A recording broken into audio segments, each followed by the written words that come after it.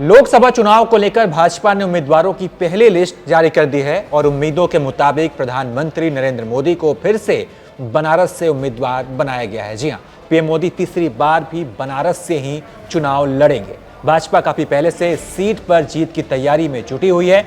वहीं सपा और कांग्रेस के बीच गठबंधन में ये सीट कांग्रेस के हिस्से में आई है, लेकिन कांग्रेस ने अभी तक अपने उम्मीदवार के नाम का ऐलान नहीं किया है।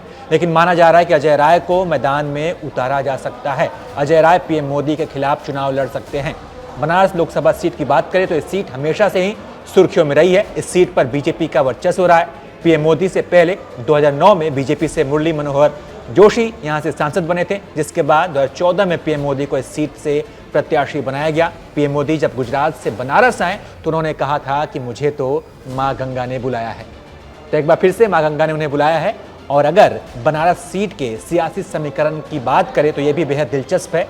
इस सीट पर अब तक 17 बार लोकसभा चुनाव हुए हैं। 7 बार यहां से कांग्रेस को जीत मिली है, 7 बार बीजेपी को यहां से जीत मिली, यानी कि 7-7 की बराबरी। ये सीट कुर्मी जाति बहुल सीट है जो किसी भी दल की जीत में एक अहम भूमिका निभाता रहा है। इसके साथ ही ब्राह्मण, भूमिहार, वैश्य और मुस्लिम मतदाताओं की भी निर्णायक भूमिका यहां पर रहती है।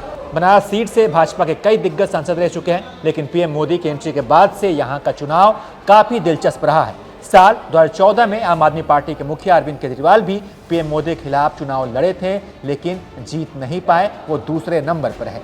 2019 के लोकसभा चुनाव में सपा और बसपा ने मिलकर बीजेपी के खिलाफ चुनाव लड़ा था। इस चुनाव में पीएम मोदी को पहले से भी कहीं ज्यादा 6,74,664 वोट मिले। तो एक बार फिर प्रधानमंत्री मैदान में हैं। देखना होगा कि उनके खिलाफ चुनाव कौन लड़ेगा और जो लड़ेगा क्या वो पीएम मोदी को टक्कर दे पाएगा। इसके बारे में आप क्या सोचते हैं, अपनी राय कमेंट कर बताइए और तमाम अपडेट्स के लिए आप देखते रहिए एबीपी लाइव।